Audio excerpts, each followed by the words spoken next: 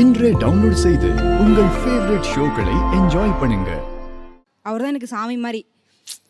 சின்ன வயசுலேருந்து படிக்க வைப்பார், எல்லாம் பண்ணுவார். எங்கள் அப்பா கிட்ட இதுக்கு 1 ரூபா கூட நான் கேட்டு வாங்கினதே இல்லை. திடீர்னு என்ன வந்தேன்னா, திடீர்னு எங்கள் அண்ணி ஒரு சின்ன அவர் லவ் பண்ணி மேரேஜ் எனக்கு முன்னாடியே பண்ணிக்கிட்டாரு. எனக்கு மேரேஜ் பண்ணல, அப்படியே விட்டுட்டாங்க. நான் படிச்சுட்டு இருந்தேன், அப்படியே விட்டுட்டாரு. ஒரு 1 இயர் அப்படியே மேரேஜ் ஆகி 1 இயர் ஆயிடுச்சு. அண்ணி வந்தனால இருக்குமே என்னை விட்டு தனியாக போயிட்டார்.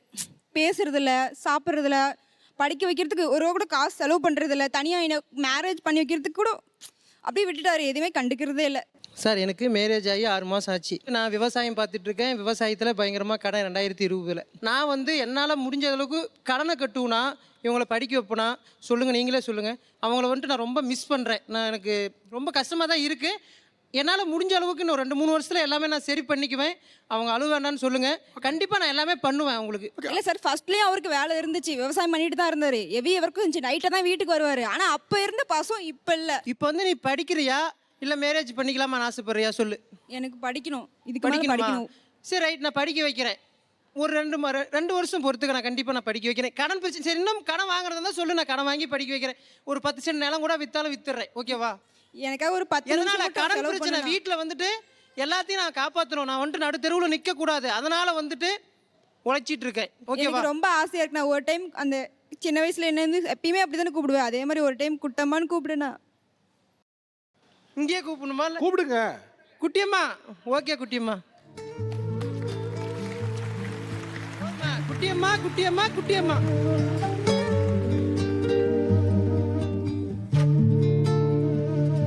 நீங்க ஆக்சுவலா எல்லா விஷயமும் ரொம்ப தட்டையா பாக்குறீங்க.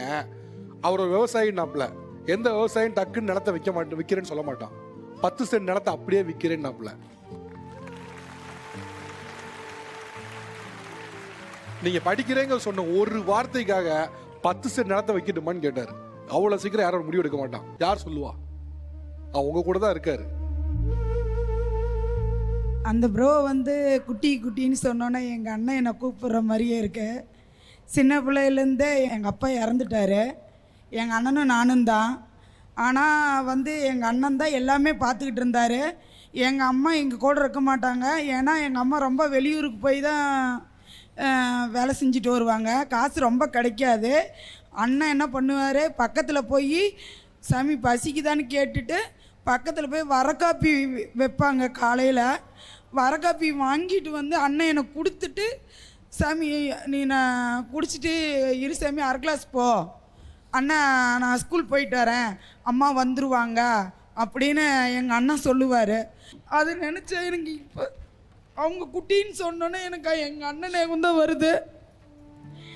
ஏன்னா இப்போ எங்கள் அண்ணன் என்கிட்ட பேசுறதில்ல அதிகமாக. எங்கள் அண்ணி பேசுகிறாங்க, எங்கள் அண்ணன் பேசுறதில்ல என்கிட்ட. ஆனால் அண்ணாவும் பார்த்தீங்கன்னா டாம் அண்ட் ஜெர்ரி மாதிரி தான். ரொம்ப குறும்புத்தனமாகவும் இருப்போம், அடிச்சுப்போம், ரொம்ப சேட்டை பண்ணிகிட்ருப்போம். வீட்டில் எனக்கு எதனா ஒரு விஷயம் தெரியல, நல்லது கெட்டதுன்னா அண்ணா தான் எனக்கு சொல்லி ட்ராவல் பண்ணி கொடுப்பாங்க. அப்படி இருக்கும்போது ஒரு ஸ்டேஜில் அண்ணா காலேஜ்க்காக வெளியூருக்கு போயிட்டாங்க. 5 இயர்ஸ் வெளியூர் போயிட்டாங்க. அப்போ அம்மா அப்பா கூட நானும் தம்பியும் தான் இருக்கோம்.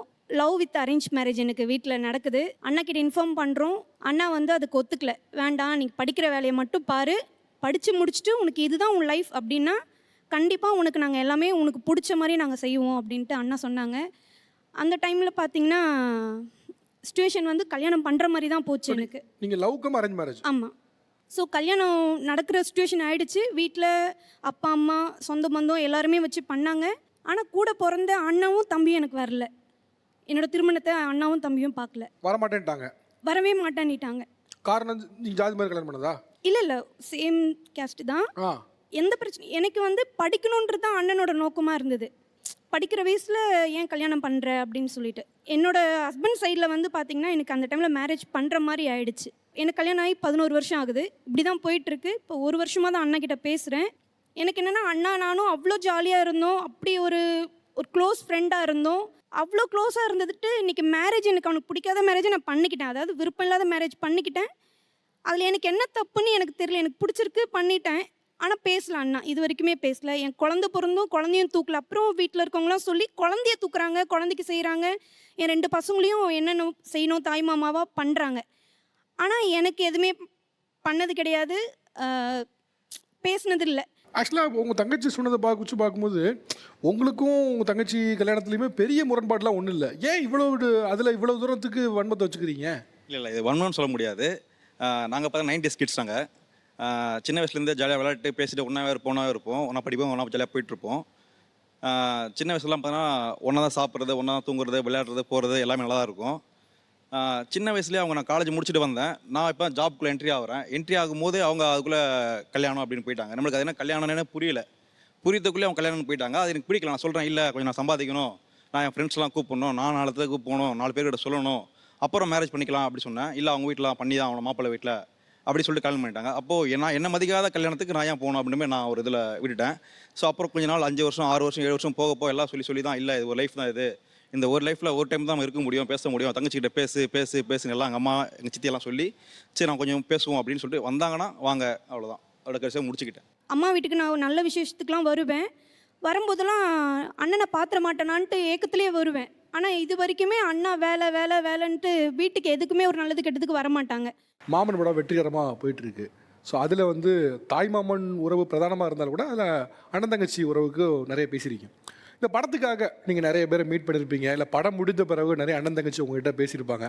அப்படி அண்ணன் தங்கை உறவு நம்ம தமிழ் மண்ணில் எப்படி இருக்குது அப்படின்னு நினைக்கிறீங்க? எது உங்களுக்கு ரொம்ப நெகிழ்ச்சியாக இருந்துச்சு? இல்லை, இந்த படத்தை ரிசீவ் பண்ணதான் எனக்கு பெரிய நெகிழ்ச்சியாக இருக்குது. என்னென்னா ஃபஸ்ட்டு கூட்டு குடும்பம்னோ அப்புறம் தனி குடும்பம்னோ இப்போ தனித்தனியாக வாழ்கிற போனப்போ எனக்கு ஒரு ஆசை இருந்தது, திரும்ப எல்லாருமே சேர்ந்து வாழணும், சேர்ந்து இருக்கணுங்கிறது தான் என்னுடைய இது. ஸோ அதை நோக்கி நம்ம ஒரு படம் பண்ணணும் அப்படின்னு நினச்சி தான் நானும் அண்ணனும் ஆரம்பித்தோம். அதை தான் நாங்கள் பண்ணியிருக்கோம். இதை பார்த்துட்டு 10 வருஷமாக நான் எங்கள் அண்ணன் கூட பேசலை, நான் அப்போ போய் பேச போகிறேன் அப்படின்னு சொன்ன தங்கச்சியும் பார்த்தேன்.